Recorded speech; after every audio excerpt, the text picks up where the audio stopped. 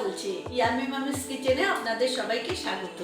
আজকে আমি আপনাদের তৈরি করে দেখাচ্ছি কচুর লতি।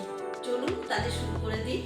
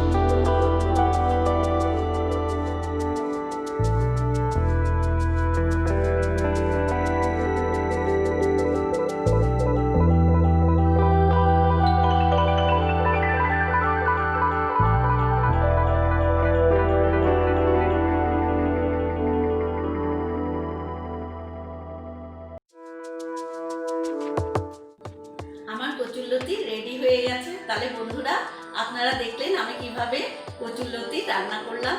আপনারাও বাড়িতে ট্রাই করুন, আর ভালো লাগলে লাইক, কমেন্ট এবং শেয়ার করবেন। আর আমার চ্যানেলটাকে প্লিজ সাবস্ক্রাইব করে দেবেন। নোটিফিকেশন পাওয়ার জন্য বেল আইকনটা ক্লিক করবেন। আজ তবে আসি, আপনারা সবাই ভালো থাকুন, সুস্থ থাকুন।